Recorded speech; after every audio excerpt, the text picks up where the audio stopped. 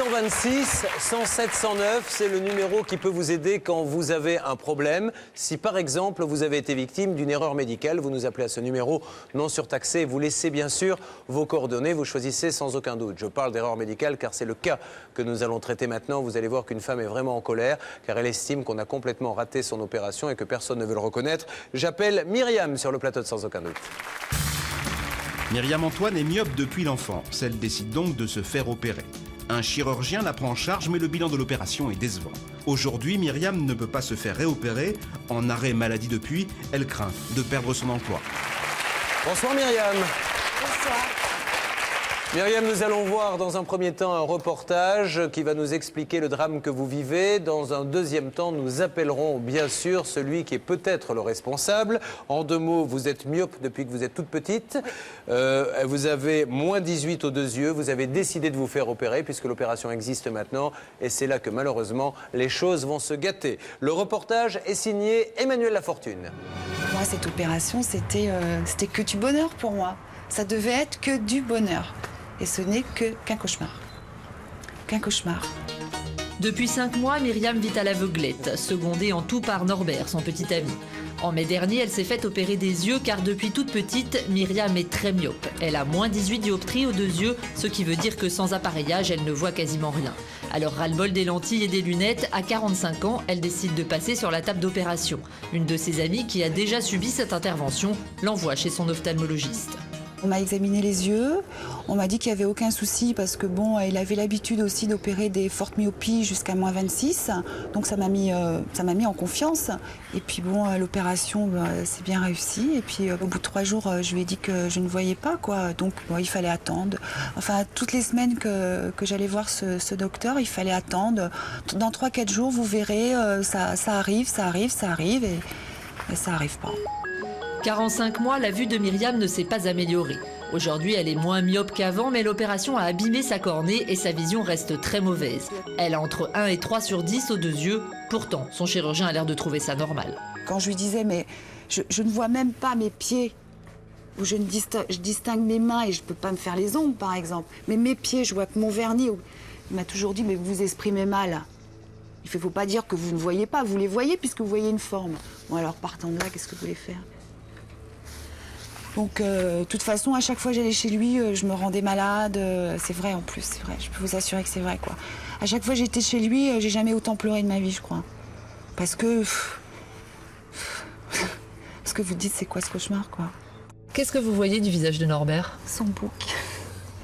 Je vois son bouc, je vois ses cheveux parce qu'ils sont foncés. Je vois la forme de ses lunettes, mais c'est pas... Mais bon, je ne vois pas son nez. Je distingue à peine son nez, sa bouche et bon, ses yeux. Je sais qu'il a les yeux bleus, Norbert, mais là, je ne les vois pas, par exemple. S'il a les yeux ouverts ou fermés, vous voyez la différence? Non. Non. Elle est diminuée. Je pense que c'est vraiment le mot, elle est diminuée parce qu'elle est toujours assistée par des proches pour faire des simples gestes quoi, de la vie quotidienne. Par exemple, actuellement, elle ne peut plus travailler, elle ne peut plus conduire. Elle est vraiment, elle devient marginale de la société, quoi. Depuis 5 mois, Myriam ne travaille plus, elle est en arrêt maladie. Son monde aujourd'hui se cache derrière un épais brouillard. Pour distinguer les images sur sa télé, elle doit s'asseoir à 1 mètre de son poste et quand elle met son rouge à lèvres, elle ne peut pas se voir dans la glace. Alors aujourd'hui, la vie de Myriam et de Norbert est totalement chamboulée. On va plus au restaurant, on fait plus rien, puisque moi, la nuit, c'est encore pire que le jour, quoi. Parce que le jour, avec la clarté, bon, ben, j'arrive à distinguer, j'arrive à faire certaines choses dehors. Mais dans un restaurant, c'est pas la peine. Si je vois pas ce qu'il y a dans mon assiette, je vois surtout plein de lumière, des halos partout, donc ben, on ne sort plus. Donc voilà. Ça a changé votre quotidien tous les deux? Ça a changé notre quotidien tous les deux, ouais. Ça a changé beaucoup de choses. Mais bon, moi j'y crois. Je sais qu'on va s'en sortir, quoi. Je veux dire, moi je veux m'en sortir et en plus, il n'avait pas le droit de faire ça. Pour comprendre ce qui lui est arrivé, pour comprendre pourquoi aujourd'hui elle ne peut plus accrocher cette casserole sans s'y reprendre à 10 fois, Myriam est allée consulter d'autres ophtalmologistes et leur verdict est sans appel. La vision de Myriam est très faible et ses chances de récupération sont quasi nulles. j'ai servi de cobaye, quoi. Il a voulu expérimenter le laser peut-être pour faire avancer la médecine, avancer le progrès. Mais non, il n'a pas le droit de jouer avec... il n'avait pas le droit de jouer avec mes yeux, quoi, avec ma vie, quoi. Pourtant, aucun ophtalmologiste de la région ne voudra donner un diagnostic devant nos caméras. On ne tape pas sur le dos d'un confrère. Mais hors interview, ils sont tous d'accord, on ne pratique pas une opération au laser sur une myopie aussi forte. Un médecin acceptera tout de même de nous donner son avis sur le cas de Myriam, à condition de conserver son anonymat. Le sujet est sensible et il craint la réaction du Conseil de l'Ordre. Ce genre de myopie ne s'opère pas de cette façon, car on sait que pour corriger une myopie aussi forte, on doit enlever beaucoup trop d'épaisseur de la cornée. Donc on arrive obligatoirement à une cornée trop mince qui va se déformer avec le temps. Cette technique de chirurgie n'est pas conseillée au-delà de moins 12 dioptries. Et Myriam avait moins 16 et moins 18 dioptries. Son cas paraissait donc contre-indiqué pour ce genre de chirurgie laser. Mais Myriam n'est pas la seule victime. Nathalie a 33 ans, elle s'est fait opérer en 1991 par le même médecin. Sa myopie était beaucoup moins forte que celle de Myriam, mais sur elle aussi, la cornée a été trop rabotée et sa myopie s'aggrave d'année en année. Là, on est obligé de passer au niveau supérieur parce que j'y vois de moins en moins et que dans quelques temps, eh bien, si je n'ai pas de greffe de cornée, eh bien, je vais me retrouver, comme m'a dit un ophtalmologue, avec une petite canne blanche et un labrador, quoi. On se rend compte que je ne suis pas la seule. Donc s'il y en a une autre, ça veut dire qu'il y en a encore plusieurs à qui il a fait ça, quoi. Et c'est monstrueux, quoi. Et il faut que ça arrête. Comme Myriam, Nathalie a vu sa vie brisée par cette opération. Avant, elle était skipper sur un bateau. Elle a dû tout arrêter. Aujourd'hui, je vois beaucoup moins bien qu'avant. Avant, je pouvais conduire la nuit, j'avais une vie normale, comme tout le monde. Maintenant, à 33 ans, j'ai une vie un petit peu, on va dire, je suis dans le placard, quoi. Deux femmes pour un même chirurgien, les coïncidences commencent à peser lourd. Selon notre ophtalmologiste, même s'il y a des centaines d'opérations réussies tous les jours, le laser est un instrument à utiliser avec beaucoup de précautions et à ne surtout pas mettre entre toutes les mains. Il faut savoir que ces techniques ne sont pas réversibles. Une fois qu'on est opéré, on ne peut pas revenir en arrière. Comment ça se fait qu'aujourd'hui vous témoignez à visage caché? Je prends le risque, mais j'essaye de limiter les dégâts. J'estime qu'il y a des gens en danger qui vont aller se faire opérer de la myopie alors qu'ils ne devraient pas être opérés. Je prends le risque de vous en parler parce que c'est mon honnêteté qui vous oblige qui m'oblige à dire attention. Aujourd'hui, Myriam est bien plus handicapée qu'avant son opération, car pour le moment, on ne peut ni la réopérer ni la corriger. Son seul espoir, des lentilles sur mesure. Après, il n'y aura plus que la greffe de cornée. Mais pour Myriam, de toute façon, il faudra trouver une solution. C'est vrai que je me dis, qu'est-ce que je vais faire dans 5 ans si je vois pas là, le boulot, enfin plein de trucs. Si on n'y arrive pas, s'ils n'y arrivent pas,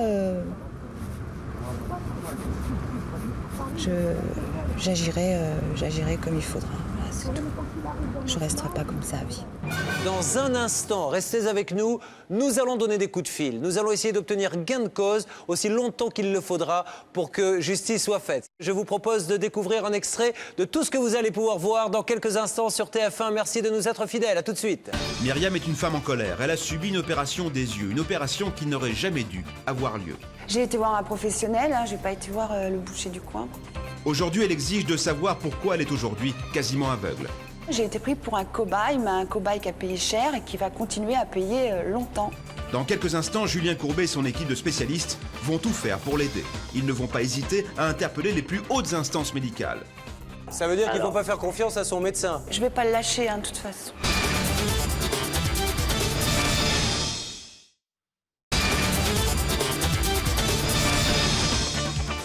Une intervention chirurgicale devait guérir la myopie de Myriam, mais rien ne s'est passé comme prévu. Myriam est aujourd'hui quasiment aveugle. Ça devait être que du bonheur, et ce n'est qu'un cauchemar. Question. Était-ce une opération adaptée à son cas? Le médecin a-t-il commis une imprudence? Un de ses confrères témoigne. Ce genre de myopie ne s'opère pas de cette façon. Je prends le risque de vous en parler parce que c'est mon honnêteté qui m'oblige à dire attention. Depuis 5 mois, Myriam se bat pour obtenir réparation sans succès. Il est temps pour notre équipe de passer des coups de téléphone, suite de Sans aucun doute. Alors maintenant, je me tourne vers Myriam qui est avec nous sur ce plateau. Vous, Myriam, vous reconnaissez que vous y voyez un tout petit peu mieux qu'avant, mais ça n'a rien à voir avec ce qui était promis. Ah oui, complètement. Qu'est-ce qu'on vous a promis concrètement? Ah ben que je verrais sans lunettes, sans lentilles, 10 sur 10 quoi. Mais vous n'avez signé aucun papier. J'ai signé un papier, mais sur le papier qu'on m'a fait signer, il y a bien marqué à la fin que il ne devait pas m'opérer à moins 14. De toute façon, lui, il m'a dit que son papier, il était plus au goût du jour. Et il vous a opéré à combien? Moins 18. Mais alors pourquoi l'a-t-il fait alors? Ah ben, je sais que c'est aberrant, mais c'est comme ça, quoi. Je veux dire, j'ai été voir un professionnel, hein, j'ai pas été voir le boucher du coin, quoi. La question que doivent se poser certainement tous les téléspectateurs, c'est aujourd'hui, est-ce que vous pouvez mettre des lunettes au moins? Non, on ne peut pas parce que j'ai la cornée qui est tellement diminuée, si vous voulez, que on peut rien me mettre pour le moment sous les yeux. Alors, quelle est, d'après les médecins que vous avez rencontrés, l'issue pour vous maintenant? La greffe de cornée. Avoir une greffe de cornée. Ah oui. On en est arrivé là. Ah oui, on en est arrivé là, quoi. Donc c'est pour ça que vous parlez en début de reportage de bonheur qui s'est transformé en cauchemar. Ah oui, c'est un cauchemar. Parce que c'est une opération qui, quelque part, est une opération plaisir, oui. Une opération confort. De confort, tout à fait, voilà. Et c'est impardonnable. Et on n'a pas le droit de laisser continuer ce genre de médecin à pratiquer ces choses. Enfin, pour moi, comme je le disais dans le reportage, j'ai été pris pour un cobaye, mais un cobaye qui a payé cher et qui va continuer à payer longtemps. Alors, Maître Michel, votre point de vue sur cette affaire? Il y a une règle générale. Quand c'est une opération de confort, comme c'est le cas pour madame, le médecin ne doit faire courir aucun risque. Autant quand il s'agit de traitement, de soins, on doit mesurer, on peut prendre des risques, mais il faut bien soigner. Quand c'est du confort, de la chirurgie esthétique, ou comme là, une opération destinée à se dispenser de lunettes, on ne doit faire courir aucun risque. Le médecin savait qu'il y avait un risque, puisque dans sa propre documentation, c'était écrit. Non seulement il a engagé sa responsabilité civile, il a assuré pour cela, pour indemniser madame, mais il a engagé sa responsabilité déontologique, c'est-à-dire vis-à-vis de son conseil de l'ordre. Il risque des peines extrêmement graves, voire une interdiction de la profession. Myriam, je vous pose la question aujourd'hui. Qu'est-ce que vous attendez de l'émission Sans aucun doute? Je veux réparation pour les dommages qu'il m'a causés et qui vont continuer parce que je ne suis pas au bout de mes peines dans tout ça. Je veux qu'on puisse faire quelque chose pour mes yeux, si quelqu'un m'entend. Et lui, je veux qu'il soit puni.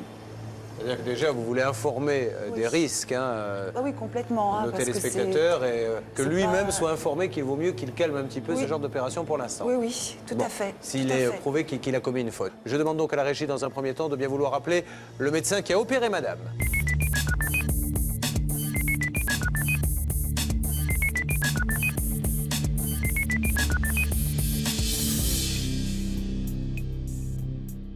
Bonjour. Bonjour madame, pourrais-je avoir s'il vous plaît le médecin?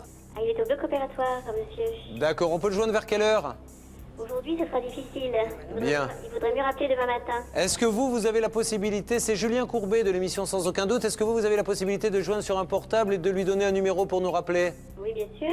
Alors, je vous donne un numéro, si vous pouviez le joindre qu'entre deux opérations, il nous donne un petit coup de fil, ça serait super. D'accord. Merci, je vous donne le numéro, madame. Oui, merci. En attendant que le médecin mis en cause par Myriam nous rappelle, nous décidons de joindre le conseil départemental de l'Ordre des médecins. Allô, oui? Monsieur le Président? Oui, Julien Courbet, je suis désolé de vous déranger. je vous écoute. Je vais vous parler d'une patiente qui, je crois d'ailleurs, vous a écrit. On voulait savoir un petit peu quelle était votre position là-dessus, sans trahir, bien sûr, le secret médical, mais il s'agit de Myriam Antoine. Myriam Antoine avait une myopie depuis sa tendre jeunesse. Elle se retrouve avec moins 18 aux deux yeux. Elle va voir un chirurgien qui lui propose de l'opérer au laser. Et en plus, il lui donne une feuille sur laquelle est spécifié qu'à partir de moins 14, je crois que c'est ça madame, à partir de moins 14, il ne peut pas opérer. Elle a moins 18, il l'opère quand même. Bon, résultat, appelons un chat, c'est un massacre puisqu'aujourd'hui cette dame ne voit rien et ne peut même plus être corrigée et aujourd'hui il lui faut une greffe de la cornée pour s'en sortir. Alors le problème est le suivant. Si sur le papier qu'on lui a demandé de signer, il y a marqué qu'au-dessous de moins 14, il fallait pas opérer, elle aurait jamais dû se faire opérer. On n'aurait jamais dû l'opérer. Bon. Là, monsieur, je suis Non, désolé mais enfin- de vous contredire, mais une patiente face à son médecin, si un Non, médecin non, ou je sais bien, chirurgien non, mais vous dit... si- non, mais si par exemple vous avez, et ça se passe assez souvent, quand un médecin vous donne un médicament, et quand vous avez le médicament, si vous lisez sur la notice que c'est contre-indiqué pour l'affection que vous avez, vous commencez à aller voir le médecin en disant, mais dites quelque chose qui ne va pas. Ça veut dire qu'il ne faut Alors, pas faire confiance à son médecin. Si, mais il faut Ah faire non. confiance et demander une explication en disant, écoutez, Ce qu'elle a fait. Vous me donnez un papier, il y a marqué jusqu'à moins 14, au-dessous de moins 14, ne pas opérer, j'ai moins 18, Tout à fait. pourquoi vous m'opérez quand même? Et Alors, cette c'est- dame l'a c'est ce fait, qu'elle a le- fait. et le chirurgien lui a répondu Qu'il avait l'habitude parce qu'il opérait des myopies à moins 21 et à moins 26. Bon, d'accord. Donc, moi, Alors là, j'étais, d'autre part, sur le plan, il y a deux choses. Nous, Conseil de l'Ordre, nous sommes là pour faire respecter le code de déontologie et non pas donner un avis technique. Maître Michel. Oui, Monsieur le Président, il y a aussi une disposition du Code de déontologie qui indique que le médecin a l'obligation de ne pas mettre en danger son patient. Et donc, si tel n'est pas le cas, c'est la question qu'on vous pose. Oui, mais à ce Est-ce qu'il y moment-là- aura des suites déontologiques? À ce moment-là, c'est un problème technique et donc il faudra faire une expertise et nous ne sommes pas qualifiés pour faire une expertise. Donc là, l'issue de ça tombe à ce l'expertise. moment-là, donc ça tombe dans le ressort D'accord. du Président, pénal ou du... moi, je vous retourne votre question, parce Oui. que pour essayer de bien comprendre à quoi sert le Conseil de l'Ordre des médecins. Conseil de l'Ordre Non, non, mais fait laissez-moi vous respecter poser le la code question, de Monsieur le Président, de déontologie. Laissez-moi vous poser la question. Allez-y. Vous avez un médecin qui sait, et d'ailleurs il le marque noir sur blanc, que ça devient dangereux de faire une opération au-delà de moins 14, et il l'a fait quand même. Vous réagissez comment dans ces cas-là? Eh bien, à ce moment-là, nous instruisons la plainte et nous la transférons au conseil régional qui éventuellement peut prendre une sanction contre le confrère. Ça peut être un blâme, un avertissement ou une interdiction d'exercice suivant la gravité des faits, quoi. D'accord. C'est parfait, Monsieur le Président. Voilà. Bonne journée. Au revoir. Au revoir. Quelques instants plus tard, sans nouvelles du médecin qui a opéré Myriam, nous décidons de le rappeler. Ophtalmologie, bonjour. Bonjour madame, pourrais-je avoir le docteur? Monsieur n'est pas là, c'est encore Julien Courbet. Tout à fait madame. Vous n'avez pas réussi à le joindre? Et non, pas encore. Bon, eh bien écoutez, on rappellera vers quelle heure? Ah, aujourd'hui, c'est pas possible, hein, aujourd'hui, il est pas là. Mais le bloc est dans vos locaux? Le bloc est dans nos locaux, il a fini il y a pas longtemps, il est parti opérer dans une clinique. Ah d'accord. Vous voyez. Bon, madame, essayez quand même de l'alerter, c'est une histoire assez grave en ce qui concerne une patiente. Et on aurait juste aimé avoir un dialogue avec lui. Écoutez, le docteur est désolé, mais il n'a rien à vous dire au téléphone. D'accord, mais alors si on va le voir, il va nous dire quelque chose? Ah, peut-être. Bon, eh bien écoutez, on prendra rendez-vous alors. D'accord. Merci, au revoir. Je vous en prie, au revoir. Hein, on ne se faisait pas beaucoup d'illusions, donc de toute façon, il faut savoir, madame, qu'à un moment donné, le dialogue a des limites. Aujourd'hui, il faut passer à la vitesse supérieure. Maître Michel, juridiquement, cette dame a des droits. Avant de vous donner d'ailleurs la parole, Maître Michel, Maître Novakovic, vous avez de votre côté essayé de vous renseigner un petit peu, et dans le cadre de ce genre d'opération, des choses, des dispositions précises existent. Hein. Tout à fait, en ce sens qu'un chirurgien ophtalmologiste m'a bien confirmé qu'à partir du moment où elle voyait mieux avant, avec correction, il y a faute du médecin qui l'a opérée, dans la mesure où aujourd'hui, elle ne peut plus être corrigée par des verres. Donc on ne pourra pas, Maître Michel, nous parler d'aléas thérapeutiques ou de choses comme ça. Non, ce n'est pas un aléa. On a eu l'occasion de le dire, c'est une opération de confort, il devait y avoir un résultat.